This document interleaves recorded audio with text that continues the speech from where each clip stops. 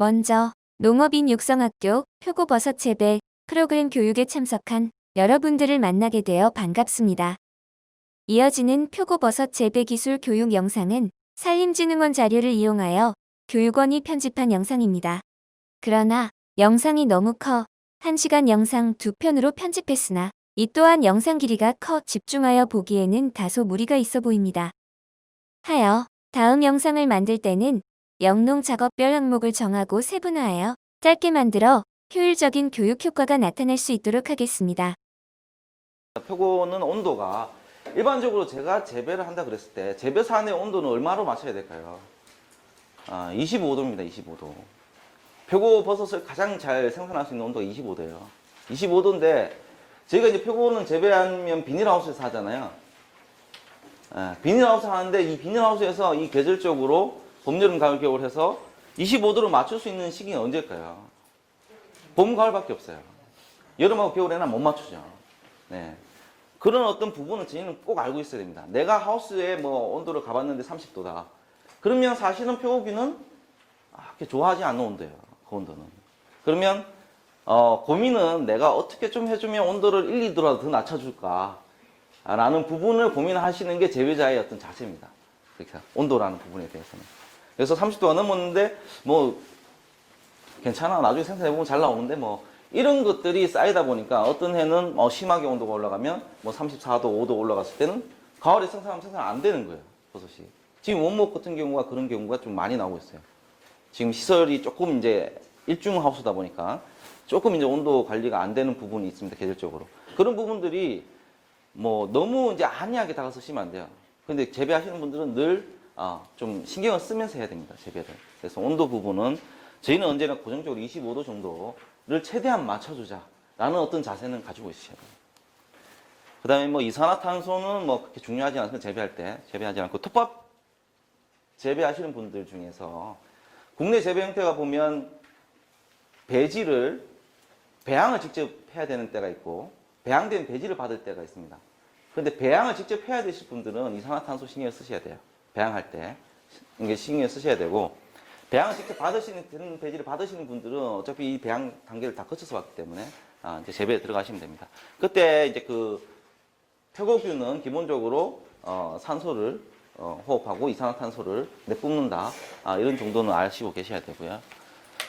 그 다음에 뭐 수분, pH 이런 건 그 톱밥 배지 내에 들어있는 그 수분 함량이라고 보시면 됩니다. 보통 저희가 이제 배지를 만들 때 수분 함량을 약 55% 정도로 맞춰요. 배지를. 55% 맞추는데 나중에 뭐 배양이 잘 안 된다든지 생산이 잘 안 된다든지 할 때 언제나 보면 이제 배지 내 수분 조사를 합니다. 저희가. 수분 함량이 너무 뭐 40%대로 떨어져 있다든지 이럴 때는 배지 문제가 생깁니다. 그래서 배지 수분 함량은 약 55% 정도, 55%에서 60% 정도를 유지하고 있어야 된다. 배지 내 수분 함량은. 그럼 그 정도는 아셔야 되고, 그 다음에 pH 부분은 약간 약산성을 좋아합니다. 7이 중성이죠, pH가. 7이 중성인데, 약간 5, pH 5에서 5.5 정도 산성을 좀 곰팡이는 좋아합니다. 그래서 그런 정도의 정보는 아시고 계십니다 그 다음 표고균하고 광은 많이 아시죠? 이제 재배를 하시다 보면 광은 재배할 때 반드시 필요한 요소입니다. 그래서 우리가 이제 빛을 이용해서 표고 품질을 높이는데 굉장히 도움이 되는 거기 때문에 저희가 대부분은 비닐하우스를 이용해서 재배를 하죠. 그래서 어떤 분들은 그렇게 얘기하세요. 판넬에서 재배를 하는데 판넬 천장을 이렇게 조금씩 뚫어주면 안 되느냐. 그런데 내부에 들어가서 환경을 봤을 때 비닐하우스에서 전체적으로 이렇게 환하게 비치는 빛하고 이렇게 부분적으로 들어오는 빛하고는 틀려요. 빛 양이. 그래서 판넬에서는 극복할 수가 없는 부분입니다. 그 부분이 극복이 되는 것은 비닐하우스예요. 비닐하우스에서 빛을 아주 잘 이용하면서 좋은 품질을 만들 수 있다. 이건 표고버섯 재배에서는 반드시 필요한 부분입니다. 그래서 빛은 반드시 잘 이용해야 된다. 표고균 버섯, 표고 재배를 할 때는. 네, 그런 부분이 되고요. 그 다음에 이제 톱밥 재배 기술 부분으로 이제 좀 들어갈게요. 그래서 지금 국내 재배가 원목 재배에서 이제 톱밥 재배로 많이 흘러가고 있다라는 부분이고, 어느 정도까지 볼 것이냐, 저희가 어느 정도까지 볼 것이냐 하는데, 그거는 이제 저희가 이제 주변 나라를 좀 살펴봐야 됩니다. 그래서 중국 같은 경우는 이제 제일 많이 생산하죠, 표고버섯을 세계에서. 그런 나라는 거의 한 90% 가까이 톱밥 재배를 하고 있어요. 그 다음에 뭐 일본도 2위죠. 표고 생산 2위인데 일본도 거의 한 85% 자꾸 올라가고 있습니다. 톱밥 재배 비율이. 예전에 70%, 80%, 85% 이렇게 올라가고 있습니다. 우리나라도 지금 뭐 톱밥 재배가 뭐 10년, 15년 전에 뭐 5% 이내였다가 지금 현재 30%까지 올라왔잖아요. 어디까지 갈 것이냐 봤을 때는 자원 활용도 측면에서 봤을 때는 이제 원목 재배를 자꾸 구하기 힘드니까 톱밥을 이용하기 쉽기 때문에 계속적으로 이제 늘어난다고 봐야 됩니다. 그래서 지금 뭐 2015년까지 50%라고 이제 산림청에서는 얘기를 하고 있고요, 계획하고 있고 그 이후에도 계속 늘어난다고 봐야 되죠, 톱밥 재배는. 예. 그렇게 지금 흘러가는 추세를 저희가 이제 좀 생각을 안 할 수가 없습니다, 톱밥 재배는. 예. 그런데 톱밥 재배를 보시면 이제 형태가 이제 거의 크게 두 가지로 나눠집니다. 뭐냐면 첫째는 이제 배지를 이제 상면으로 재배하는 방법하고 그다음에 균상을 이용해서 이렇게 전체적으로 생산하는 방법. 두 가지 재배 형태가 국내에 나눠져요. 그래서 이거는 뭐 현재 국내에서 개발된 기술이라기보다는 이제 외국에서도 많이 하고 있기 때문에 그런 어떤 톱밥 재배 기술은 우리나라가 좀 늦었죠. 다른 이제 주변 나라보다는 늦었기 때문에 그런 기술이 먼저 국내에 도입이 됐습니다. 그러다 보니까 여러 나라에서 들어오는 기술들이 이제 한 번에 들어오다 보니까 국내에 이제 좀 혼재가 되고 있다라고 보시면 되고 지금 현재 제가 보고 있기로는 이제 두 가지로 이제 압축이 됐어요. 이게 방금 말씀드린 대로 이렇게 상면 재배법하고 이렇게 전면 재배법 두 가지로 이제 압축이 됐습니다. 그래서 지금 이 전면 재배 이 배지는 이제 거의 뭐 큰 배지라고 보시면 되고요. 크다 보니까 이제 국내에서 생산이 안 되고 그럼 중국에서 좀 배지들이 많이 들어오는 방법이다. 그 다음에 앞에 보시는 요 상면 재배 방식은 이제 국내에서 아주 이제 주력해서 배지를 만들고 있는 그런 재배법이다라고 이해를 하시면 좋을 것 같습니다. 뭐 톱밥 재배, 원목 재배 하시는 분들이 있으니까 혹시 또 전화하실 분들 생각해서 조금 말씀드리면 일단은 톱밥 재배는 자본 회전이 빠릅니다. 그래서 내가 배양 배지를 이용했을 때는 바로 이제 재배가 들어가기 때문에 재배는 6개월로 봐요, 제가 조사를 해보면 거의 재배는 6개월입니다. 6개월이기 때문에 6개월 동안 재배하면 그 배지를 내가 구입한 비용을 뽑을 수가 있는 거죠, 6개월 내외에. 그래서 빨리 이제 뽑을 수 있다. 그럼 두 번째 제가 이제 그 톱밥 재배 장점으로 보는 거는 이제 원목 재배보다는 이제 그 면적에서 생산되는 양이 많습니다. 버섯 양이. 집약적으로 이제 많은 양을 생산할 수가 있어요. 그러면 두 가지. 짧게 회전이 되고, 그 면적 내에서 생산량이 많다는 거죠. 네. 회전이 빠르고 생산량이 많으면 소득 창출이 훨씬 더 유리하다는 겁니다. 톱밥 재배가. 네. 그래서 물론 이제 뭐 다들 이제 안정적으로 기술을 갖추게 돼 있지만 이제 그 어떤 재배 면적만 놓고 봤을 때는 톱밥 재배가 유리한 것은 사실입니다. 재배 면적만 놓고 봤을 때는. 원목 재배는 좀 넓게 해서 좀 많이 재배하셔야 되고 톱밥 재배는 그걸 좀 집약시켜 놨다 보시면 됩니다. 재배 합수를. 그래서 비율은 한 1.5배에서 2배 정도 집약이 됐다고 봅니다. 혹시 균상 재배 같은 경우는 더 이상으로 집약이 돼요. 균상 재배 같은 경우는 아까 보시는 그런 것들이 좀 이제 장점이 되고요. 그래서 소득을 창출하는 게 좀 양호하다. 그리고 두 번째는 이제 원목 재배하고 가장 큰 차이점이 저거예요. 뭐냐면 원목 재배는 잘 하시는 분들은 나무의 균을 잘 먹입니다. 그런데 조금 이제 나무를 구하는 시기가 좀 늦었다든지 어떤 관리가 조금 미숙했을 때는 나무의 균을 먹이는 게 좀 힘드신 분들도 있어요. 해에 따라서. 어떤 해에 접종해 놓으면 잘 먹은 나무가 있고 어떤 해에 접종해 놓으면 잘 안 먹어서 잡균의 오염이 심한 나무도 있어요. 그런데 그거는 뭐냐면 나중에 원목 재배가 안정성이 조금 떨어집니다. 생산 안정성이. 근데 톱밥 재배 같은 경우는 차이점이 뭐냐면 잡균이 없어요. 이건 사람이 인위적으로 만든 거기 때문에 살균 과정을 거쳐서 인위적으로 만든 거기 때문에 늘 똑같은 범위의 균 덩어리에서 늘 비슷한 양이 생산이 됩니다. 그거는 재배적으로 봤을 때 굉장히 안정하고 높아진 방법이에요. 재배 기술이. 원목 재배보다는. 원목 재배는 잘 하시는 분들은 늘 배양을 잘해서 잘 뽑으시는데 조금 잘못하시는 부분은 위험 요소가 있다는 거죠. 원목 재배는.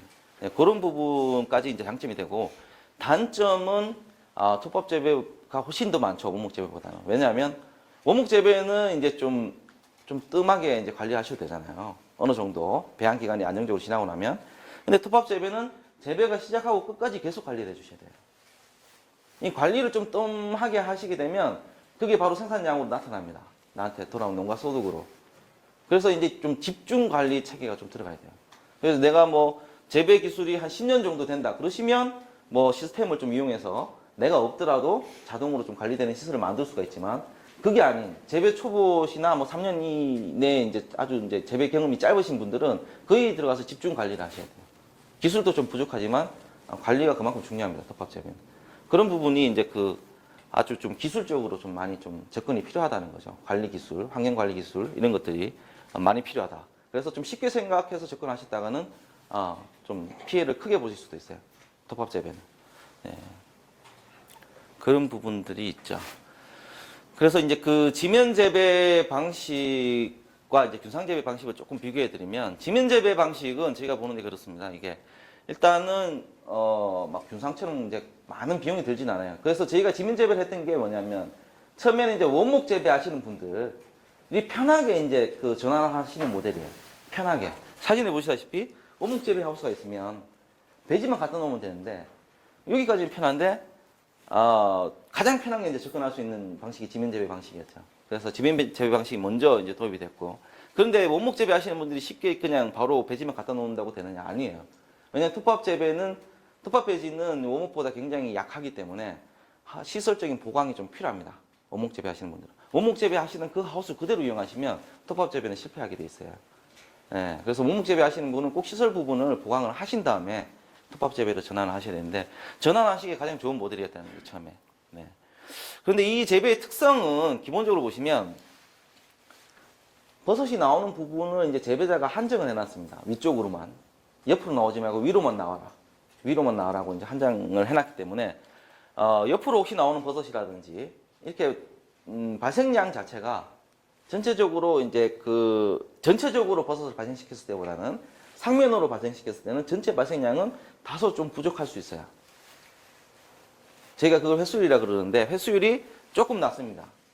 저희가 이제 횟수율은 보통 발생량은 이 배지 무게의 25에서 30% 정도의 버섯을 발생해야 된다고 그럽니다. 그럼 배지가 1kg짜리다. 그러면 내가 버섯을 이 하나에서 얼마 따야 될까요? 25에서 30%면 250g에서 300g 정도를 따야 된다는 거예요. 재배자는. 그걸 저희가 이제 발생량이고, 그게 꼭 횟수율이고, 재배자가 꼭 수확해야 될 목표가 됩니다. 네. 그래서 이 재배는 그 정도 발생량을 가지고, 두 번째는 뭐냐면, 이 숫자를 제한해 놨기 때문에 나오는 버섯이 이렇게 대가 희거나 이런 게 없어요. 그 대가 바르게 이렇게 갓도. 그래서 버섯 모양이 굉장히 이쁘게 나옵니다. 따놓고 보면, 이 재배는. 그렇기 때문에 시장에 나오면 품질이 좀 좋게 평가를 받아요. 재배를 이제 어느 정도 관리하시면서 뽑으신 분들은. 그래서 품질이 높은, 생산된 버섯 품질이 높은 그런 재배법이다. 네, 그렇게 해서 발생량은 좀 부족하지만 품질을 높일 수 있는 재배법이다. 그래서 이 코드가 지금 저희가 이제 그 시장, 표고버섯 시장, 가락시장이나 이렇게 경매시장을 많이 이용하실 텐데요. 그런 시장의 코드하고 맞아떨어져요. 우리가 가락시장에 물건을 내게 되면 A라는 농가는 뭐 키로당 뭐 4,000원 받았지만 B라는 농가는 8,000원 받을 수가 있는 거예요. 그게 뭐냐면 품질입니다. 품질. 품질을 고품질화로 시켰을 때는 소득을 높일 수 있는 부분이 생긴다는 거죠. 국내 시장에서 지금 흐름상.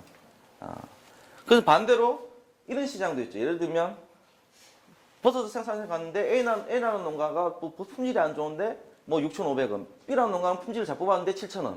가격 차가 없잖아요. 그러면 그때는 이제 양으로 승부를 하는 거죠. 양으로.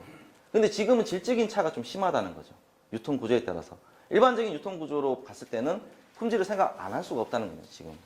그렇기 때문에 그 코드가 맞아 떨어지면서 국내에서 이런 재배법이 좀 정착을 하게 되는 거죠. 국내 이 소비, 판매 그 형태에 따라서, 특성에 따라서 어떻게 보면 맞춤형 재배라면 이 지면 재배가 품질 위주로 재배가 좀 맞춤형 재배라고 볼 수가 있죠.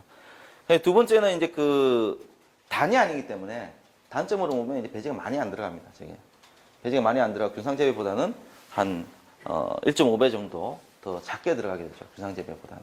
그래서 그런 부분은 원목보다는 아니지만 톱밥 재배 중에서는 그나마 공간이 좀 많이 필요한 재배법입니다. 공간이 좀 많이 소요되는 그런 부분이 있고요.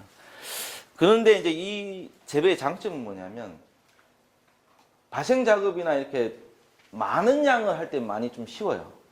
많은 양을 한 번에 발생하거나 이렇게 좀 대단히 재배했을 때 대단히 재배하시는 분들이 접근하기 굉장히 좋은 방식입니다. 이게. 그러면 짧은 시간대 많은 양을 발생시킬 수 있고 빨리 이제 많이 따낼 수 있죠. 공간적인 부분만 해소가 된다면 공간적으로 내가 하우스를 10동을 가지고 있어도 뭐 한 두 사람이 들어가서 발생 작업을 다 시킬 수 있고 그 다음부터 따는 거는 사람들이 가서 따면 되는 거죠. 뭐 붙여서.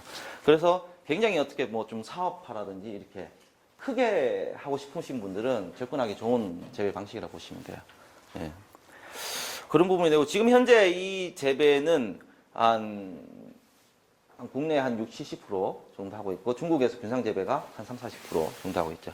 그리고 이 재배 방식은 지금 현재 국내를 보면 거의 대부분 여름 재배를 하고 있어요. 여름 재배는 이제 재배 기간이 4월부터 10월까지입니다. 제가 6개월이라고 말씀드렸죠, 재배 기간이. 버섯 재배 기간이 6개월이라고 말씀드렸는데 보통 4월부터 10월까지 평균적으로 그때 재배를 많이 하고 있어요. 어디서 많이 하고 있냐면 주로 이제 충청도나 충청도 위쪽으로 많이 하고 있습니다. 그렇게 해서 아무래도 남쪽보다는 거기가 조금 더위가 늦게 오고 더위가 조금 덜하고 그렇기 때문에 바닥에 가깝게 이용하면서 여름 재배로 특화가 되어 있어요. 아직 겨울 재배는 많이 보편화되지는 않은 방법입니다. 지역은 남쪽보다는 중부 위쪽으로 해서 여름 재배형으로 많이 이제 특화가 되어 있어요. 균상 재배는 이제 좀 반대로 보시면 되죠. 뭐 균상 재배용 비용은 조금 더 들어가지만 일단 공간 효율이 굉장히 1.5배 정도 향상되고 배지가 좀 더 많이 들어갈 수 있는 거죠.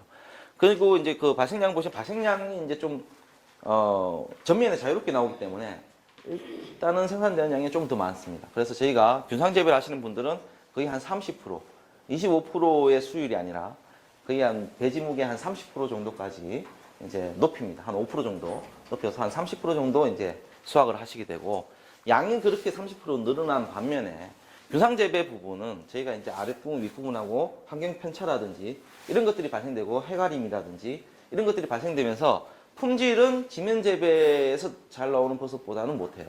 균상 재배가. 그래서 제가 보기엔 두 개의 방식이 크게 이제 농사로 봤을 때는 소득 부분을 봐도 크게 이제 그 차이가 별로 없더라는 거예요. 지면 재배나 균상 재배나. 그래서 이제 이 배지가 한정없이 버섯을 주는 것도 아니고 여기서 만약에 계속 버섯이 잘 나오면 양으로 밀어붙일 텐데 어차피 30%의 양이고 그 대신 단가가 좀 낮기 때문에 나중에 재배하는 성과를 보면 잘 하시는 분들 재배 경력 5년 이상인 분들을 가지고 재배 소득 성과를 분석해 보면 비슷해요. 균상 재배하시는 분이나 지면 재배하시는 분이나 성과가 비슷하게 결국은 나옵니다. 그래서 큰 차이가 없더라는 거죠. 그런데 이제 이런 거는 이제 배지가 많이 들어가니까 재배 면적이 좀 부족하신 분들, 부족하신 분들이 이제 좀 하게 되고 많이 이제 접근하시고 그 다음에 이 발생 작업은 조금 발생 작업이나 수확이나 이런 관리가 좀 손이 많이 가요. 균상 재배는 손이 좀 많이 갑니다. 해보면. 그래서 이거를 대형화했을 때는 그만큼 들어가는 투입 인력이 많아집니다. 내가 다 할 수가 없어요, 나중에는. 그래서 그런 부분이 있는데 지금은 이제 또 소규모로 봤을 때는 크게 뭐 차이는 없을 것 같아요. 차이는 없는데 약간 손은 좀 많이 가요. 이 재배가. 왜냐면 배지를 한 개 한 개씩 다루잖아요. 이건 배지를 보시면 다루는 단위가 한 개입니다. 한 개. 배지 한 개. 그런데 상면 재배는 다루는 단위가 12개죠. 12개씩. 발생 작업을 해도 12개씩 발생 작업을 하고 이게 발생 작업을 한 개씩 발생 작업을 하고 뭐 그런 정도의 차이가 있습니다. 그래서 손이 조금 더 많이 가는 재배. 그리고 이런 재배는 일단 아까 배지 부분 말씀드렸고 국내에서 많이 생산이 안 되기 때문에 이제 중국을 통해서 많이 수입이 되고 있고 그 다음에 이제 우리나라에서 재배하는 지역을 보시면 주로 이제 많이 이제 보편화된 게 남쪽 지방이에요. 남쪽 지방.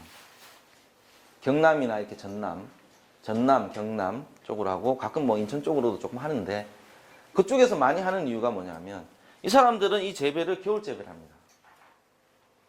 여름 재배를 안 해요. 왜냐하면 우리나라 여름에 덥잖아요. 날씨가 더운데 여기 균상으로 해서 이렇게 배지를 높여놨어요. 사람 키만큼. 높여놓으면 이 위에 공기는 어떡해요? 여름에. 덥죠?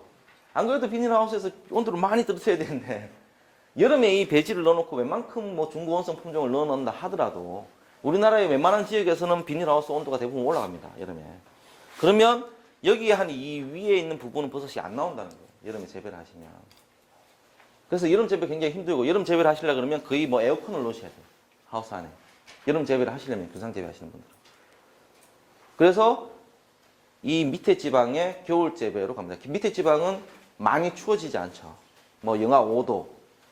그런 정도는 밤에 얼지 않을 정도로 해서 낮에 햇볕을 이용해서 온도를 다시 높여주면서 천천히 재배하는 방식을 택합니다. 천천히 택하면서 이제 그 겨울철에 균상이 부족했던 품질이 아주 또 특성화되어 있는 게 뭐냐면 겨울철에 우리가 건조하면서 재배를 해보면 부족했던 품질이 굉장히 좀 높게 나와요. 균상 재배에서도. 아주 좋은 품질의 버섯이 나옵니다. 그래서 밑에 지방에서 겨울 재배를 하면서 균상 재배를 하시는 분들은 아주 괜찮은 소득을 올리고 있습니다. 근데 여름 재배를 하시려고 그러면 좀 힘들죠. 여름에 더운 거를 식혀주기가 힘드니까. 그래서 주로 뭐 어떤 분들은 그렇게 얘기해요. 뭐냐면 겨울 재배 한 철만 할 거다. 겨울 재배 한 번만 딱 배지를 넣어가지고 좋은 버섯을 뽑아서 판매, 겨울에 가격도 좋으니까 판매를 해서 고소득을 올리고 난 다음에 여름에는 쉬겠다. 하시는 분도 있고, 그래도 뭐 농장 규모가 좀 커져서 만약에 상주하는 인력을 제가 데리고 간다. 그러면 이거 여름에 쉴 수가 없잖아요. 상주하는 좀 데리고 가는 인력이 있다. 내가 관리하는 인력이 있다. 그럴 때는 여름 재배를 합니다. 근데 하는데 이 사람들의 목표를 보면 돈을 벌기 위해서가 아니라 내가 관리하고 있는 애 인건비를 해결하기 위해서 라고 얘기를 해요. 네. 그러다 보니까 이제 조금 이제 겨울 재배 쪽으로 많이 좀 규상 재배는 치중이 돼 있고 그런 부분에 대한 특성들은 있습니다. 그 다음에 이제 이런 배지를 저희가 이제 구매를 하게 되는데 이거를 제가 뭐 조금 조사를 해봤어요. 그래서 배지 가격을 얼마 정도로 받아야 되나 우리가 사야 되나 하고 조사를 좀 해봤는데 저희가 버섯연구센터에서 보시면 크게 보시면 여기까지는 이제 접종 배지가 있고요. 접종 배지는 직접 배양을 해야 되는 배지고 갈변 배지가 있어요. 갈변 배지가 있는데 저희가 이제 접종 배지 같은 경우는 이제 센터 기준으로 보시면 이제 1.3kg가 900원, 1.5kg가 950원입니다. 저희가 이제 보면 대부분 가격의 어떤 기준을 설정을 합니다. 센터에서 만약에 900원을 설정하면 일반 판매하시는 센터에서 판매하시는 다른 개별적으로 판매하시는 분들은 한 50원 정도나 100원 정도 낮게 팝니다. 센터보다는. 이게 기본적이에요. 저희가 이제 원목 재배 정균도 마찬가지예요. 저희가 성형 정균 3,500원에 팔면 일반에서는 3,000원에 팔죠. 예, 그래서 저희가 가격 형성의 기준이 어떻게 됩니까? 저희보다 조금 이제 낮게 팔게 되는데 저희가 이제 1.3kg 900원에 나가고 1.5kg 950원에 나가는데 이제 판매하는 청량은 잘 아시죠? 청량에서 800원. 그 다음에 뭐 대부분 이제 1.3kg, 1.5kg가 800원에서 900원 정도. 저희보다는 약간 낮게 이렇게 형성이 되어 있어요. 적정 배지가. 그런 형성 가격대라고 보시면 되고. 그 다음에 갈변 배지 같은 경우는 저희가 이제 200원 정도 오버를 합니다. 그래서 1.3kg는 1,100원, 1.5kg는 1,200원 정도 저희가 받고 있어요. 갈변 배지를 이제 가격을 저희가 그렇게 책정해 놨습니다. 해놨고, 이제 갈변 배지 같은 경우는 어떻게 보면 중국 배지가 많죠. 중국 배지들 많습니다. 근데 중국은 제가 가격 조사를 해보면 대부분 이게 재배 농가마다 받는 곳이 일정하지 않다 보니까 받아오는 것이 일정하지 않다 보니까 여러 군데에서 받다 보니까 재배 농가는 A 농가는 여기서 받지만 B 농가는 저기서 받고 C 농가는 저쪽에서 받고 이러다 보니 가격 편차가 심해요. 중국 배지는. 그러다 보니까 이제 이거 키로당 단가로 제가 환산을 해놨는데 저희 이제 갈변 배지를 보시면 이제 저희 국내산 갈변 배지 3kg짜리 이제 보시면 키로당 한 833원 정도 해당이 되고요. 키로당 환산해 보시면 됩니다. 그 배지 무게당. 그래서 지금 뭐 다른 어떤 중국 배지를 보면 직접 내가 가서 사온다 하시는 분이 키로당 667원에 사오신 분이 있어요. 중국 배지를. 근데 좀 통해서 사는데 좀 잘못 아신 분은 키로당 1,000원에 사오신 분도 있어요. 그냥 3kg 배지를 3,000원 주고 사신 거죠. 예. 그렇게 분포가 되게 좀 심하게 분포가 되더라. 보편적으로 보면 거의 뭐 600원, 700원, 800원, 700원. 그러니까 갈변 배지를 하더라도 뭐 700원 정도. 600원은 아주 직접 가서 사오시는 분이고 보통 700원에서 뭐 800원 정도 수준의 가격이 형성되더라. 키로당 배양 배지를 하더라도. 네, 그렇게 보시는 게 좀 맞지 않나. 그럼 700원 같으면 3kg면 얼마죠? 800원 같으면 2,400원 되고 700원 같으면 뭐 2,000, 뭐 한 200원 정도 되겠죠. 배지, 배양 배지 가격이 키로당 가격을. 그런 것들이 이제 보면 거의 일반적으로 이렇게 가격이 형성되어 있다는 거예요, 배지를. 근데 최근에 그런 것도 있어요. 뭐 다른 어떤 배지를 하는데 이렇게 문의 들어오는 게 배지를 6,000원에 판다는데 그러면 저는 제가 조사한 가격으로 봤을 때는 뭐 2.5kg, 3kg 배지를 6,000원에 받으면 단가가 키로 단가가 2,000원이잖아요. 2,000원. 2,000원은 너무 비싼 거 아닌가? 그 배지를. 사신다고 저는 이야기를 하면 뭐 황금 종자, 황금 종자 내가 이걸 만들어서 진짜 황금 버섯을 만들어서 파시면 2,000원 주고 사셔도 되는데 그게 아니고 만약에 재배가 실패하게 되면 그만큼 피해는 커지게 되는 거죠. 사실은 재배하시는 분들은 이 가격도 비싸다고 그래요. 소득을 올리기가 만만치 않다. 재배해서 만만치 않다라고 얘기를 합니다. 그렇지만 이제 국내에서는 이렇게 가격이 형성이 돼 있어요. 보통 그렇게 보시면 되고, 그 다음에 지면 재배 부분들이 이제 그 기존에는 이렇게 이제 땅에서 하다가 지금은 이제 한 단 정도 올려서 하는 추세로 가고 있습니다. 왜냐면 작업에 이제 다른 건 없고요. 작업의 편리성 때문에 이제 허리를 펴고 일하자는 거죠. 농사 일을 하더라도 허리를 펴고 일하자라는 부분에서 이렇게 좀 개선이 되고 있습니다. 그다음에 품종 부분에 대한 설명을 드리는데 저희가 이제 그 중국에서 들어오는 품종은 저희가 직접 다 실험을 해서 검사하지는 않아요. 중국에서 들어온 품종은 저희가 이제 국내 품종을 주로 얘기합니다. 그래서 품종을 보면 저희 이제 국내에서 품종을 만드는 데가 산림과학원하고 저희 산림버섯연구센터가 있어요. 두 가지가 있는데 두 군데가 있는데 산림과학원은 아직까지 톱밥 재배용 품종을 굉장히 많이 집중적으로 개발하진 않고 원목 재배용 품종을 좀 많이 개발해 두신 부분이고, 이제 버섯연구센터 같은 경우는 톱밥 재배용 품종도 이제 좀 일찍 해서 이제 만들어내고 있어요. 그래서 보면 이제 그 톱밥 재배용 품종 같으면 지금 현재는 이제 그 연구센터용 품종을 많이 쓰십니다. 연구센터에서 나온 품종을 국내에서 배지 만드시는 분들은. 그래서 산조 701호라는 품종이 있어요. 이 품종은 뭐냐면 중고온성이고 4월부터 10월까지 재배하는 품종입니다. 그런데 이 품종이 장점이 뭐냐면 기존에 우리가 톱밥 재배를 이제 초창기에 했던 모델들은 뭐냐면 톱밥 재배를 해서 나오는 버섯은 다 좀 이제 파지급이라 그랬어요. 그만큼 그 버섯 품질이 안 좋았어요. 톱밥 재배에서 한 15년 전 이렇게 이 품종이 나오기 전에. 근데 이 품종이 이제 개발되고 나오면서 한 단계 이제 그 품질을 업그레이드 시켰습니다. 그래서 예를 들면 뭐 비교를 하자면 이 품종이 나오기 전에는 키로당 뭐 5,000원 뭐 선이었다면 이 품종이 나오면 이게 6,000원, 7,000원 선으로 이렇게 조금씩 시장에서 가격이 올라가는 그런 품종이 나오게 돼요. 약간은 품질이 개량된 품종입니다. 그래서 이 품종이 나오면서 어떻게 되냐면 실질적으로 톱밥 재배하시는 분들이 좀 소득이 높아졌어요. 올라갔어요. 그러면서 이거 할만하네. 톱밥 재배 할만하네. 그러면서 이제 많이 퍼져나갑니다. 그게 이제 품종의 역할이 돼요. 시장에서 가격을 받게 하는 그게 품종의 역할입니다. 근데 이 품종은 저희가 보면 품종이라는 걸 저희가 왜 알아야 되냐면 품종은 정확하게 특성을 아셔야 돼요. 정확하게 특성을 아셔야 되는데 하나만 아시면 돼요. 왜냐하면 뭐냐면 이 품종을 어떻게 하든 발생만 시키면 되는 게 버섯을. 발생만. 발생시키는 온도대를 아셔야 돼요. 발생시키는 온도대를 정확하게 아셔야 돼요. 그래서 이 산조 701이라는 품종은 낮에 우리가 아주 하우스에서 온도가 올라가서 25, 26, 27도 낮에 온도가 그렇고 밤에 온도가 15, 16, 17, 18, 19 뭐 이렇게 밤의 온도대 낮의 온도대는 25, 26, 27, 28 이렇게 이 온도대가 유지되면 버섯이 발생됩니다. 돼요. 그 마지노선은 저희가 이제 낮에 30도 밤에 20도라고 합니다. 밤에 20도. 밤에 20도. 버섯을 발생시킬 때는. 그러면 우리가 이 버섯을 발생시킬 때 며칠 동안 정도 해줘야 될까요?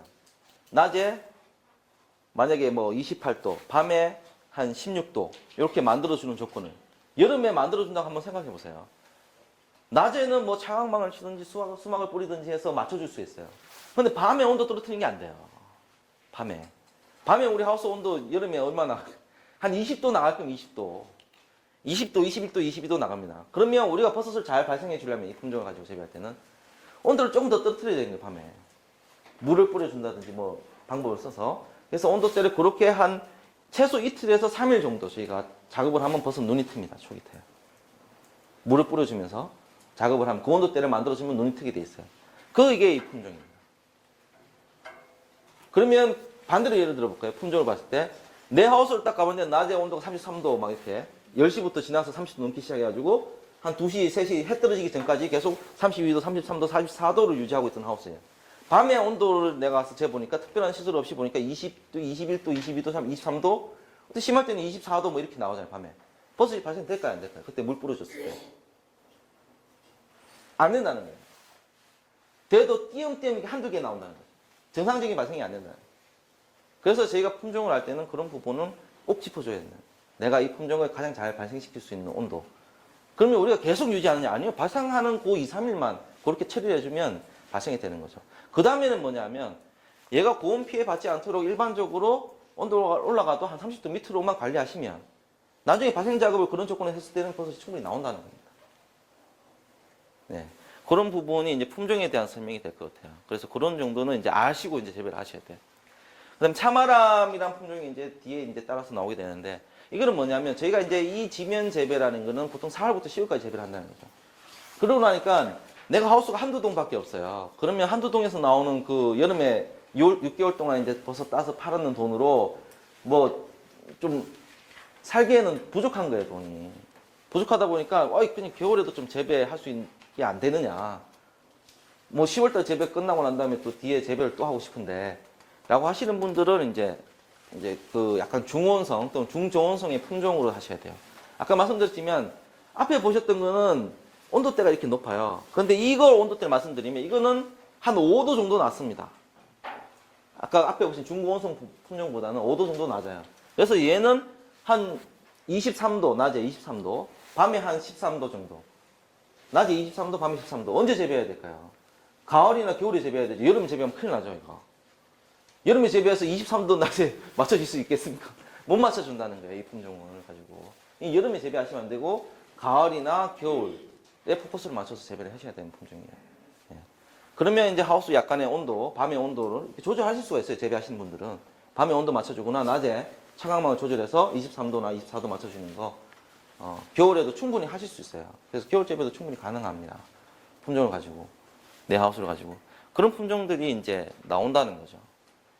그러면서 그렇게 해서 이제 품종들이 되는데 지금 현재 이렇게 저희 같은 경우는 연구센터는 당연히 기관이기 때문에 저희가 하면 두 가지를 해요. 뭐냐면 품종을 가지고 개발이 되는 품종들은 첫째는 보호 출원을 합니다. 보호 출원. 보호 출원은 뭐냐면 저희의 허가가 있어야 쓰실 수가 있어요. 개발했는 연구센터이기 때문에 개발했는 자 누구라도 하실 수가 있어요. 개별도도 개인 개발도 하실 수 있어요. 품종을. 근데 품종 보호를 하게 되면 그 개발자의 허가가 있어야지 쓸 수가 있습니다. 그게 들어가고요, 기본적으로. 그럼 두 번째 들어가는 건 뭐냐면 생산, 판매, 신고가 들어갑니다. 내가 이 품종으로 판매를 하겠다고 허가를 얻으면 나라에. 그런 거 안 되면 판매를 하죠. 그런데 가끔 이제 그냥 이렇게, 얻어다가 있는 종균도로 이렇게 생산하는 데는 많으니까, 국내에. 많으니까. 그러면서 이렇게 다 지켜가면서 생산하는 데가 좀 없을 수도 있어요, 간혹. 이런 거를 안 지키고 그렇게 하시는 분들도 있어요. 그럴 경우는 뭐 일단은 제가 뭐 보면 간단하게 보시면 이제 판매자는 이제 그 사실이 이제 들어가게 되면 기관에서는 이런 처벌을 합니다. 이게 불법적으로 썼기 때문에 뭐 1년 이하의 징역, 뭐 1천만 원 이하의 뭐 어떤 벌금형이 처해지는데, 근데 그 종자를 써서 이제 썼는 재배자들을 보호해주는 법률이 아직까지 이제 확 딱 나타나지가 않아요. 그래서 기준에 보면 종균 사고 이렇게 해서 얘기가 나오면 주로 재배자들이 이 뭐 소송이나 이런 걸 해서 피해를 직접 밝혀야 돼요. 그래서 연구센터에도 이거 잘못됐는데 이거 피해를 규명해 달라. 그러면 연구센터도 이런 어떤 피해라는 게 복잡한 원인에 의해서 일어나는 행위입니다. 그래서 예를 들어서 배지가 망가졌다. 배 잘해서 망가졌다. 그러면 이게 한 가지 원인으로 망가지는 게 아니에요. 여기에는 뭐 품종이 문제가 있을 수도 있고 배양 단계에 문제가 있을 수도 있고 재배하는 사람들이 관리가 좀 문제가 있을 수도 있고 여러 가지 원인들이 다 있는데 그거를 밝혀주는 기관이 없다는 거예요. 지금 현재. 그렇기 때문에 어떻게 보면 지금까지 보면 이제 거의 고스란히 재배자들이 그걸 다 떠안고 있는 현실이죠. 현재는. 그 부분에 대한 피해가 오면. 그걸 정확하게 명확하게, 지금 현재 뭐 재배를, 예를 들어서 100평에 재배를 했는데, 얼마 정도 소득이 기준소득, 딱 있으면 내가 재배를 해보니까 기준소득보다 이만큼 못했어요. 그러면 차익에 대해서 물어줘야 될 거 아니냐, 불법 족장을 썼으니까. 그런데 이 기준소득도 아직까지 많이 이제 형성이 안 돼 있어요. 그런 어떤 보장하는 기준소득도 지금 자료가 없다는 거죠.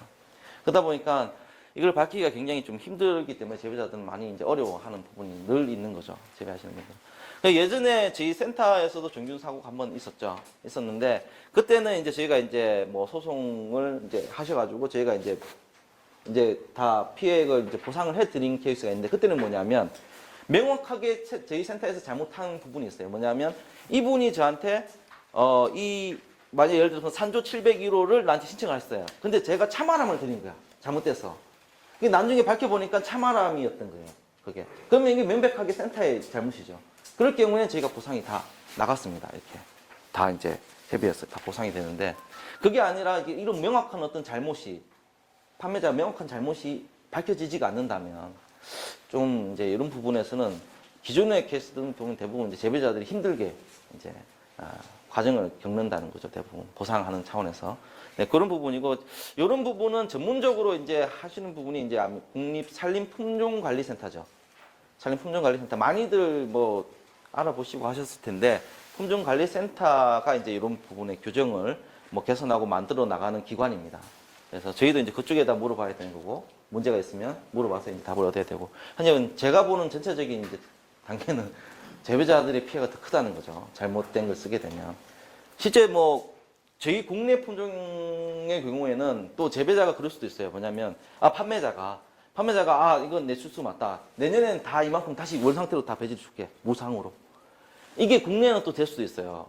그런데 중국에서 수입받는 사람들 40%들 있잖아요. 거기에서 만약에 재배가 실패됐다.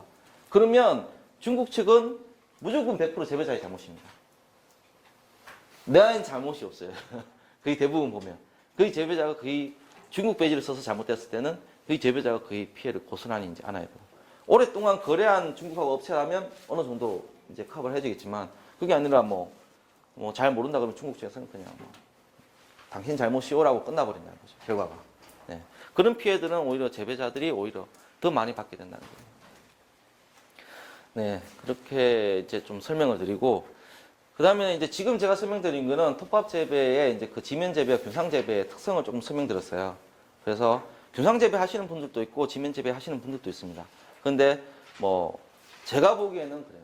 그 지면 재배 방법을 정확하게 재배 기술을 습득하시고 거기에 맞게끔 적절한 관리를 하시면 그쪽에서 소득이 나옵니다. 그냥 균상 재배도 마찬가지예요. 균상 재배를 내가 한다 그러면 이거에 대한 특성을 정확하게 하시고 여름 재배는 좀 힘들다 이런 거 겨울 재배에 좀 포커스를 맞춰서 고품질화 시키겠다 이런 것들을 좀 이제 녹여들여서 이제 균상 재배를 해야 되는 거죠. 그러면 재배 시기도 결정할 때도 이제 그런 부분을 결정해서 좀 전문적으로 이제 생각을 해서 재배를 해야 된다는 겁니다. 네. 그런 부분이 되고 이제 조금 더 들어가서 이제 설명을 드리게 될 거예요. 이제 지면 재배 부분을 이제 좀 많이 설명을 드릴 겁니다. 지면 재배 부분. 혹시 균상 재배 하시는 분 계세요? 톱밥 재배 하시면서 균상 재배 하시는 분. 구주 쪽에 지금 균상 재배라고 하면은 네네. 이런 그 지면을 갖다가 약간 높여서 하는 거 그것을 지금 균상이라고 해요. 그거를 저희가 이제 기존에 지면 재배였다가 이제 아까 제가 개선하는 게 균상으로 올려서 한 그런 재배예요. 작업에 좀 편리성을 위해서. 그래서 저희가 이제 또 제가 또 다른 용어를 쓰는데 상면 재배라는 용어를 씁니다. 상면 재배. 네, 상면 재배. 지면에서 이제 올라왔기 때문에 균상에서 하기 때문에 지면 재배를 하기도 그렇고 해서 전면 재배, 상면 재배 이런 용어도 씁니다. 전면 재배는 다 개봉해서 쓰는 거. 상면 재배는 위로 이제 재배하는 방법 그런 거 쓰는데 균상 상면 재배를 지금 이제 하는 부분이 되죠. 그래서 균상 상면 재배는 이제 편리성에서 지금 보편적으로 가고 있는 방법이죠. 지면 재배에서. 그래서 지면 재배를 지금 많이 좀 해보신 분들도 있고 원목 재배 하시는 분들은 안 해보셨을 텐데 뭐 단계를 전체적으로 좀 설명드리면 배지를 이제 만드는 단계, 그 다음에 배양하는 단계, 이게 재배하는 단계가 있어요. 근데 지면 재배는 아까 처음에 말씀드렸지만 제가 여름 재배를 많이 한다고 그랬잖아요. 겨울 재배보다는 현재 보편적으로 여름 재배를 많이 하기 때문에 4월부터 한 10월 정도까지 재배를 하게 됩니다. 그렇게 보시면 배지는 보통 저희가 만드는 게 11월, 12월, 1월 달에 만들어요. 그리고 난 다음에 배지 배양이 들어갑니다. 배지 배양하는 기간이 보통 100일에서 120일 정도면 3, 4개월 걸려요. 배양하는 기간이 3, 4개월. 그래서 저희가 12월 달에 만들면 이게 4월 달에 개포를 해서 재배가 되죠. 그럼 배지 만드는 건 그 시즌에 만들어야 돼요. 그 시즌에. 3, 4개월. 네, 그렇게 해서 그렇게 이제 시즌이 맞아지고 그러면 만드는 시기는 11월, 12월, 1월 정도. 그다음에 배양하는 게 한 3, 4개월. 짧게는 뭐 80일에서 길게는 120일까지 배양을 하시게 되고 그다음에 그 이후에 보통 빠르신 분은 3월, 4월, 5월에서는 이제 재배사로 가져서 개봉해서 이제 버섯을 생산하게 됩니다. 그런 형태가 되고요. 생산은 보통 이제 뭐 영농조합이나 또는 이제 전문적으로 하시는 분들이나 뭐 그런 부분에서 많이 생산을 합니다. 그래서 다 이제 어느 정도 아쉽게 원목재배 하시는 분들도 톱밥이 들어가고 미강이 들어간다는 거예요. 두 가지가 거의 주 성분입니다. 톱밥, 미강. 근데 저희가 이제 퍼센테이지는 이제 톱밥은 한 80, 미강은 한 15% 정도인데 보통 뭐 약간씩 조정을 하기는 해요. 그러니까 톱밥을 한 83, 미강을 한 17, 뭐 이런 식으로 몇 퍼센트 이렇게 조절을 하기는 합니다. 그래서 보통 15%보다는 조금 높게 놓고요. 15, 16, 17 정도 해서 미강을 조절합니다. 그래서 면실피하는 거. 면실피라는 거는 기존에 이제 좀 많이 썼던 이제 우리가 면 목화죠. 면 짜고 나면 나오는 이제 그 안에 다 짜고 나면 껍데기 면실피잖아요. 껍질. 이게 목화 이제 껍데기라고 보시면 돼요.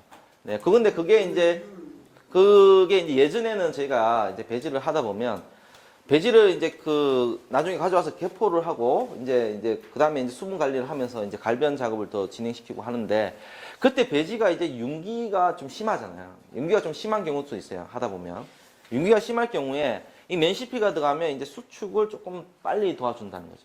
비닐하고 그 옆에 이제 부풀었던 부분이 수축을 도와준다는 재료로 많이 썼어요. 면실피를.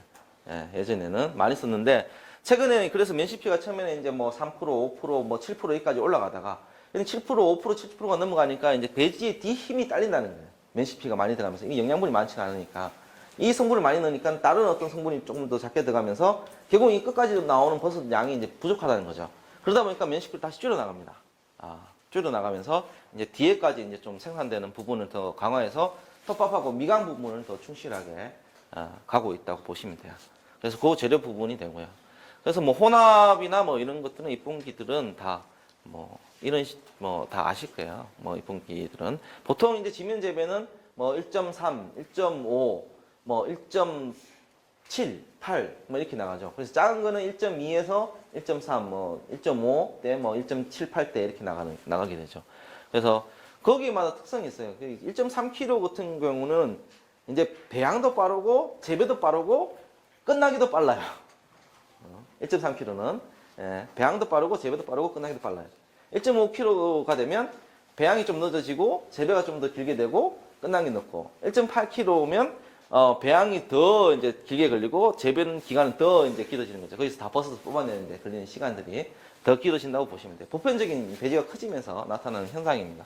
그래서 저희가 이제 재배를 4월 달부터 재배를 해보면 좀 빨리 재배를 시작하신 분들은 1.3kg 배지로 재배를 하면 봄에 이제 보통 한 두세 번 정도 뽑고 이제 여름에 이제 좀 쉬어가고 가을에 뽑는데 가을에 좀 지나가면 이제 배지가 힘이 벌써 딸려요. 가을에 이제 집중적으로 생산하시는 분들 많을 거예요. 지금 무주 쪽에는 가을에 많이 생산하실 것 같아요. 왜냐하면 배지가 아까 보니까 좀 큰 배지더라고요.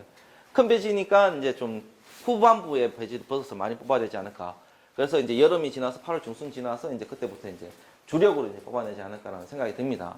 그래서 배지 사이즈별로 그렇고요. 2.3kg 같은 경우는 앞에서 빨리 작업해서 뽑기 시작하면 뒤에는 뽑을 버섯이 없어요. 9월, 10월 달 들어가기 전에 끝나버립니다. 1.3kg 배지는. 이제 그런 어떤 배지의 특성들이 있어요. 사이즈별로. 그래서 앞에 뭐 빨리 해서 빨리 끝나는 거 좋아하시는 분들은 좀 작은 배지 쓰시고 나는 또 한번 넣고 난 다음에 뭐 1년 보고 난 다음에 길게 뽑을 거야 하시는 분들은 좀 큰 배지를 쓰시고 그렇게 이제 선택을 하시면 될 것 같아요. 배지는. 네.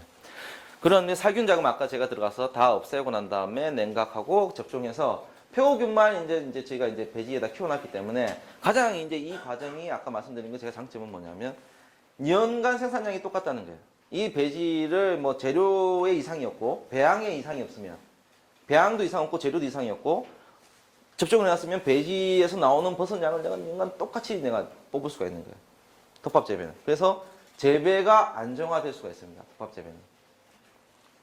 그 부분이 되죠. 접종. 그래서 이제 생산을 해서 보통 이제 저희 센터 같은 경우도 그렇지만 배양 배지가 아니고 접종 배지가 나와요. 저희가 이렇게 접종 과정까지 끝나서 이후에 한 보름 정도 이제 잡균의 오염을 검사하고 이상이 없으면 나갑니다. 배지가. 나가면 이제 재배 농가에서 배양을 하게 되죠. 배양을 하고 재배로 바로 연결이 되죠. 네, 그런 부분은 이제 시스템인 것 같아요. 저희는 그런 시스템을 가지고 있고 또 어떤 분들은 이제 배양을 다 해서 내보내는 분들도 있고 그만큼 가격을 조금 더 받아서 이제 내보내게 되죠. 네, 그래서 배양 과정은 그렇게 보셔야 돼요. 지금 보셨는데 배양 과정은 뭐 배양 배지를 받지 이렇게 받으니까 필요 없을 수도 있는데 배양 과정은 재배하시는 분들은 꼭 아셔야 돼요. 배양 과정이 왜냐하면 굉장히 중요합니다. 네, 이거는 뭐냐면 이 배양 환경 관리가 제대로 안 되면 배양이 제대로 안 돼요. 배지가 안 되면. 그래서 누가 하더라도 배양과 한 개의 단계입니다. 여기에서 이상이 생기면 배지가 이후에 생산할 때 반드시 이상이 오게 돼 있어요. 배양도. 그래서 배양 단계도 꼭 숙지를 하셔야 돼요. 배양 단계에서 어떤 것들이 필요한지. 그래서 배양 시설을 보시면 저희가 배양 환경을 보시면 시설을 보시면 주로 이제 판넬이 가장 좋은 시설이에요. 판넬은 뭐냐면 여름이나 겨울이나 관계없이 단열 유성이 우수하기 때문에 안에 이제 온도 관리하기가 굉장히 쉽습니다. 판넬 재배, 판넬 구조 시설에서는, 배양실에서는. 근데 뭐 재배사에서도 이제 배양을 하게 되고요. 근데 재배사나 판넬 시설이나 중요하진 않아요. 구조는 중요하지 않고요. 내가 이게 안에서 환경을 어떻게 맞춰주느냐, 환경. 그럼 배양하는 환경은 뭐냐면 일단은 온도가 20도입니다. 20도. 20도라는 거는 제가 아까 처음에 말씀드렸지만 20도라는 게 딱 20도 맞춰줘야 되는 게 아니에요. 20도를 맞춰주기 위해서 최대한 노력을 해야 된다는 거예요. 연중, 봄, 여름, 가을, 겨울 상관없이 주야간 상관없이 내가 배양을 한다고 했을 때는 배양 온도는 20도를 딱 맞춰놓고 최대한 밤의 온도가 만약에 13도다. 그러면 20도를 맞춰주기 위해서 노력을 해야 되죠. 할 수 있는 데까지는 노력해야 되죠. 그러면 13도에서 좀 더 높여서 15도, 17도가 더 낫다는 거죠. 밤의 온도가. 이게 낮의 온도는 20도를 기준해서 25도를 넘는 거는 안 좋아요. 배양 온도가. 저희가 균이 잘하는 게 25도를 좋아한다 그랬는데 배양하실 때는 25도를 넘어가면 안 좋습니다. 그래서 배양 온도의 최고 온도는 23도입니다. 23도. 23도가 이제 마지노선이에요. 배양 온도는. 거기에서 자꾸 넘어가면 어떻게 될까요? 그러면 내부에서 이제 배양할 때 열이 발생된다든지 해서 저희 이제 버섯 전공하시는 분들은 배지가 뜬다는 표현이에요. 매주 띄우듯이 뜨게 되는데 뜨게 되면 이 활력이 굉장히 안 좋습니다. 배지가 물러지거나 막 이렇게 배지가 단단하지 않고 점점 이 배지의 강도라는 이런 것들이 변해요. 그래서 배지의 온도도 굉장히 중요합니다. 배양할 때. 그래서 최고는 23도. 표고는 밑으로는 온도가 좀 강합니다. 그래서 뭐 한 15도 이상 이렇게 해서 배양을 하시면 온도는 크게 문제가 없지만 제가 말씀드린 가장 좋은 조건은 20도다. 20도로는 알고 있어야 돼요. 내가 못 맞춘다 하더라도 20도로 가기 위해서는 최대한 노력을 해야 된다는 거죠. 그게 온도가 되고요. 그 다음에 두 번째는 이제 그 배양하는 단계를 보시면 이렇게 균사가 위에서 먹어 내려가는데 균사가 이렇게 먹어 내려갈 때 뭘 많이 발생할까요?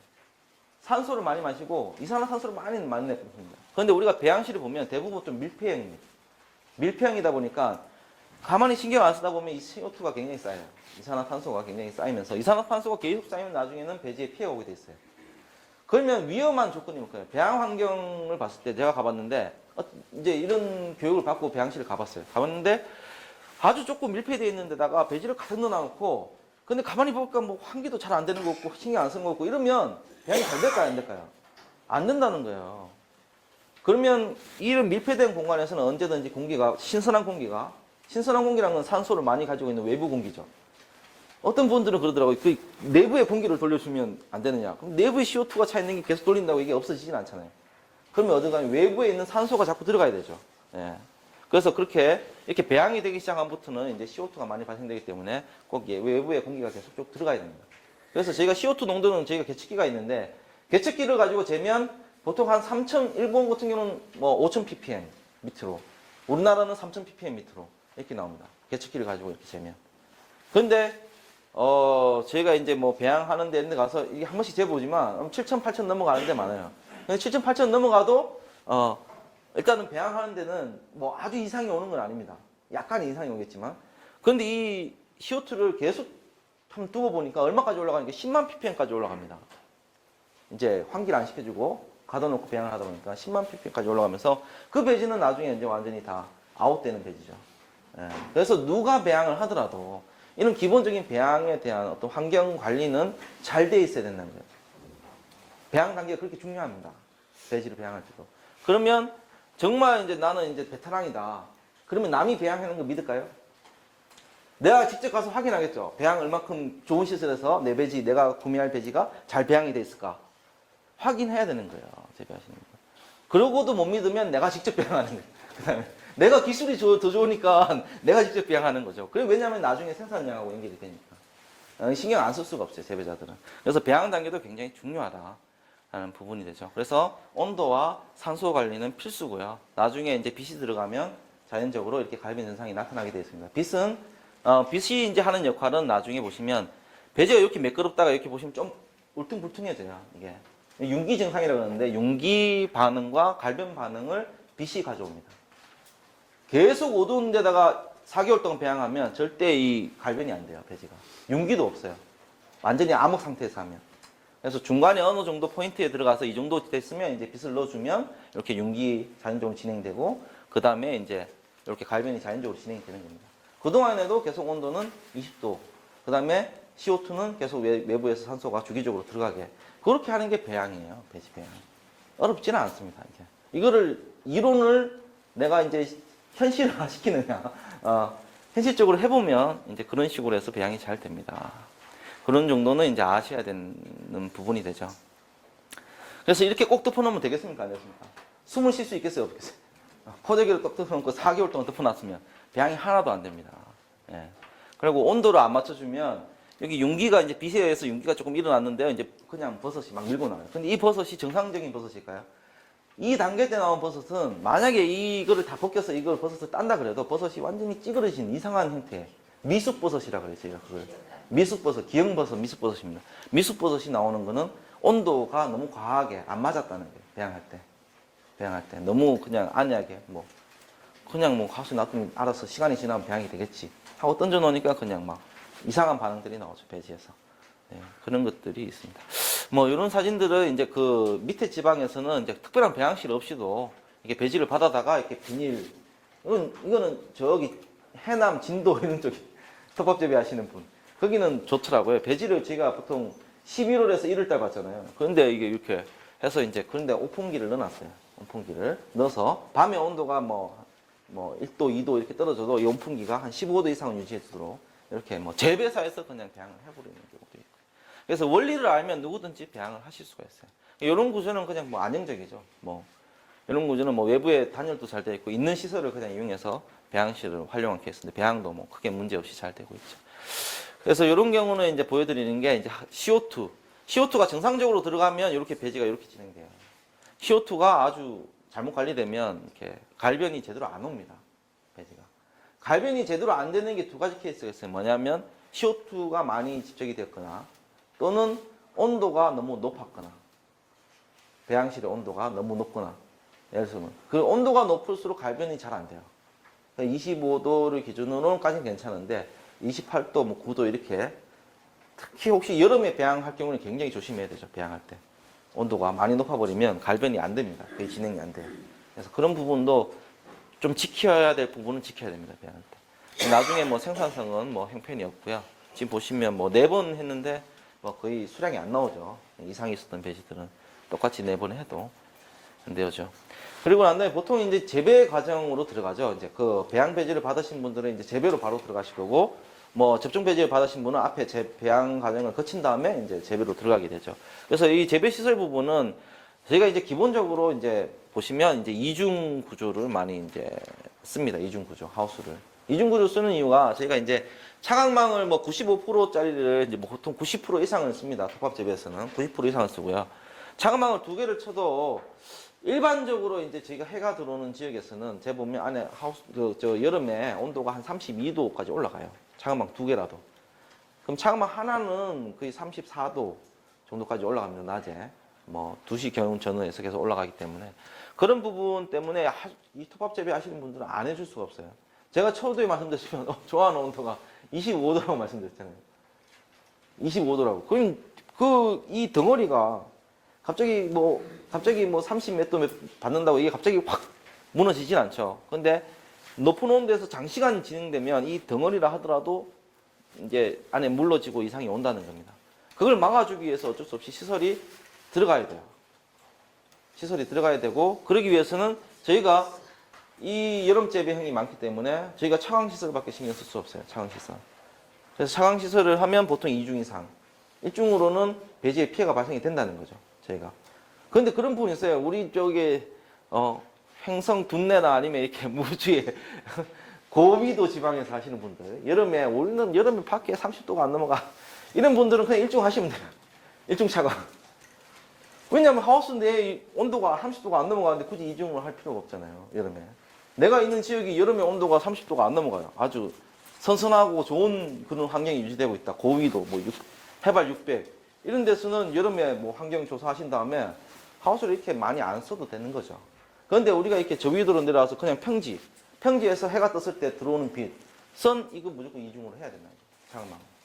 안 그러면 안 돼. 이때 2중으로 해도 저희가 뭐 나온 산조 7015 품종은 7월 달 버섯 보기 힘들어요. 이 이중으로 하더라도. 이 창망 이중으로 해놨더라도 여름에 아까 제가 말씀드린 그 온도대를 유지를 못 해주시면 버섯 보기 힘듭니다. 근데 이 창망 이중으로 해놔도 겨우 이제 맞출 수 있을까 말까요. 여기에 또 이제 더 들어가야 되죠. 뭐 들어가야 됩니까? 수막 쓰시는 분들 쓰시죠. 그 다음에 뭐 지하수 이용해서 뭐 바람 만드시는 분도 있을 거고, 뭐 안에 물을 막 계속 뿌리시는 분도 있을 거고, 덥다고 뿌리시는 분도 있을 거고, 어떻게든 온도 조절을 하시겠죠. 네. 그는 이제 차후에 이제 방법들인데, 최소한 저희가 하우스 하려고 그러면 일단 이중 하우스부터 시작을 하겠네요. 톱밥 재배는. 이유가 그래요. 그러면 이런 분도 있죠. 나는 봄, 가을에 딸 거야. 여름에 굳이 더운데 뽑아도 품질도 별로 안 좋은데 배지 그냥 봄, 가을에 품질 좋은 버섯 뽑지. 그것도 전략인데, 그런 분들은 그냥 이중 차강하고 살짝 물 뿌리시면서 이제 그 7월달 지나가시면 돼요. 지나가시면 보통 8월 이제 중순 되면 그때부터 밤에 온도 떨어지죠. 밤에 온도 떨어진다는 건 뭡니까? 내가 버섯 발생할 수 있는 조건이 왔구나 라는 거죠. 여름에. 맞죠? 그걸 빨리 캐치하셔야 돼요. 재배하시는 분. 네, 그렇게 캐치를 하셔가지고 8월 중순 지나서 이제 밤에 온도가 떨어진다 하면 이제 그때 이제 쉬었으니까 그때 이제 서서히 물 작업하면서 발생 작업 들어가는 거죠. 이제 재배가 이루어지는 게. 그래서 거기에 이제 제가 재배하는 그런 어떤 재배 계획에 따라서 시설도 변경이 가능합니다. 근데 내가 굳이 7, 8월 달에 벌써 뽑겠다 하시는 분들은 여기다가 수막도 들어가고 냉풍 시설도 들어가고 이제 들어가는 거예요. 들어가서 온도를 제가 말씀드린 그 온도대를 잡기 위해서 최대한 노력을 합니다. 그래서 뭐 그런 농가들도 있고 뭐 안 하시는 농가들도 있고, 그거는 이제 선택 사항이라고 제가 보시는데, 일단은 그래도 기본적으로 시설에 대해서는 알고 이제 넘어가야 되는 거죠. 이중 하우스 구조. 이중에서 보편적으로 이렇게 쓰죠. 뭐 차광망 비닐, 차광망 비닐에서 보존제로 쓰는데, 아주 더운 7, 8월 달에는 7월 달, 뭐 6월 중순부터 8월 중순까지 한 2달 동안은 6월도 굉장히 덥죠. 그때는 이제 조금 버섯 보기가 조금 관리 힘들다. 특별한 다른 시설들이 들어가야 된다라는 거. 이런 하우스 모델을 이제 위에 이제 차광망 돼 있고, 이제 여기 보시면 비닐이 아니라 이제 이게 얇은 보시면 이제 비닐이 아니에요, 이게. 봄, 가을에 저희가 이제 비닐을 오픈해서 그냥 바로 지상한선을 배지에 넣기도 하는데, 보통 좀 신경 쓰시는 분들은 비닐이 아니라 얇은 부직포라든지 이런 걸 통해서 봄, 가을에 이제 차광망을 다 오픈해도 이제 빛이 아주, 내가 버섯이 있을 때 빛이 아주 잘 들어오는 어떤 하우스 구조를 만들겠다 하시는 분들은 이런 피복을 씁니다. 부직포라든지 비닐이 아닌 얇은, 카시미로는 좀 두껍고요. 얇은 카시미로. 예를 들어서 카시미로 중에서 굉장히 얇은 거라든지 이제 천이라든지 이런 것들을 써서 이제 봄, 가을에 아주 고품질로 만들겠다 하시는 분들은 쓰시는데, 그것도 아니고 내 하우스 그냥 이런 거 필요 없어. 그냥 비닐에서 그냥 빛을 바로 넣어. 하우스에. 이런 분들 계세요. 그런데 그런 분들도 버섯 괜찮아요. 왜냐하면 햇볕이 들어갔느냐가 중요하거든요. 근데 장기간 하면 햇빛에는 저희가 이제 자외선이 있어요, 자외선. 자외선이 배지 표면을 오랫동안 이제 쬐게 되면, 낮에 계속 그런 식으로 하게 되면 배지 이제 표면이 조금 이제 상할 수가 있습니다. 자외선은 이제 살균력이 있어요. 그래서 그런 부분은 이제 좀 피해야 되는데, 톱밥 재배 하시는 분들은 뭐 봄, 가을에 비닐을 바로 해서 그냥 강한 빛을 드리기도 하고, 아주 효과를 높이기 위해서 뭐 이렇게 해서 은은한 햇볕을 넣어주기도 하고, 약간은 은은한 빛을 넣어주기도 하고, 그렇게 합니다. 그런 때는 이런 재질을 씁니다. 그래서 두 가지. 이게 이제 좀 밝은, 낮에 이제 좀 밝게 들어오는 거죠. 그럼 안에 이제 있는 뭐 균상이나 바닥에 있는 버섯들이 이제 빛이 이제 여기 들어가죠. 이제 가스에 이제 빛이 닿게 되면 이 가스를 말리게 됩니다. 빛은 열이 있기 때문에. 이제 저희가 이제 태양빛을 많이 이용하는 건 열 때문인 것 같아요. 빛도 이제 좀 어느 정도 관련되지만 더 많이 관련되는 건 제가 봤을 때 열이라고 봅니다. 열에 의해서 이 표면에 이제 저희가 젖으면 색깔이 어둡잖아요. 어두운데 이 부분을 말리면서 색택을 다시 돌려주는 역할을 빛이 잘합니다. 햇볕이. 그래서 그런 걸 잘 이용하시는 분들이 이제 재배를 이제 좀 재배 전문가죠. 재배 전문가. 네, 재배죠. 그래서 그런 게 이제 이렇게 하우스 구조하고도 연결되어 있다. 피복하고 이제 라는 부분을 이제 이해를 하시면 되고요. 네. 3중형은 주로 이제 보시면 이제 나중에 제가 앞서서 말씀드린 7, 8월 달에도 관계없이 버섯을 뽑으려고 하시는 분들, 이런 분들은 여름에 오픈을 하면 어떻게 될까요? 여름에 오픈을 하면 외부 온도하고 내부 온도하고 비슷해져 버려요. 여름에는 외부도 30도 이상 올라가잖아요. 거기에 이제 열이 이제 내부로 들어오게 되죠, 거의. 왜냐하면 닫아놓으면 열이 많이 채이니까 대부분 오픈하게 되죠, 여름에. 오픈하게 되는데, 이 같은 경우는 차광을 좀 더 강화해서 많이 어둡게 하면서 내부에 평소에 버섯이 없을 때는 계속 온도 관리를 하면서 7, 8월 달에도 뽑는 겁니다. 일단 버섯을 발생시켜놔요. 7, 8월 달에도. 계속 이제 차광시키고 안에 이제 시설들을 넣어서. 3중 차광이라는 그런 의미입니다. 그렇게 해서 이제 삼중 차광형은 조금은 보면 이제 연중 재배에 가깝게 다가서시는 분들, 이제 계절에 관계없이 재배를 하고자 하시는 분들은 조금 이렇게 시설을 더 좀 보강하는 부분이 있어요. 그래서 그런 쪽으로 많이 쓰시고요. 이런 모델들도 이제 좀 있어요. 저희 연구센터에 보면 이런 모델들인데요. 여기 보시면 이제 여기 차광망이 있고, 그 다음에 여기 차광망이 하나 있습니다. 보통 저희 센터에 있어요. 여기도 차광망이 있고, 두 겹이 있고, 그 다음에 여기 카시미론이라는 재질을 쓰는데, 이거 좀 두꺼운 거 써요. 6온수짜리 이렇게 아주 두꺼운 거를 쓰게 되는데, 이 하우스가 이제 그 약간은 연중 재배형 하우스로 보실 수가 있어요. 그래서 여름에 보통 아주 더운 지역에는 이게 차광망 하나, 차광망 둘, 그 다음에 이 카시미론이 또 차광망 하나 정도 역할을 해요. 빛을 차단시키는 역할을. 그럼 차광망 3겹 정도 친 거랑 같은 효과입니다. 그러면 내부에, 이런 하우스 내부에 들어가면 온도가 거의 한 28도, 29도에 낮에도 들어가면. 그 대신 좀 많이 어둡죠, 아니? 어둡죠. 그래서 여름에 조금 버섯 뽑기가 나는 7, 8월 달에도 뽑아야겠다 하시는 분들, 7, 8월 달에도 뽑아야겠다 하시는 분들은 이런 하우스 모델을 하시면 이제 좀 쉽게 뽑을 수 있어요. 7, 8월 달에 또 뽑을 수 있으면 버섯을 뽑을 수 있는데, 그게 아니라 점점 앞에 보시는 것처럼 그냥 이중 그냥 비닐만 되어 있고 하시면 온도 관리가 좀 힘들기 때문에 7, 8월 달에 버섯 뽑기가 조금 힘들어지는 거죠. 끝까지 시청해주셔서 감사합니다. 유익했다면 구독과 좋아요 눌러주시면 좋겠습니다.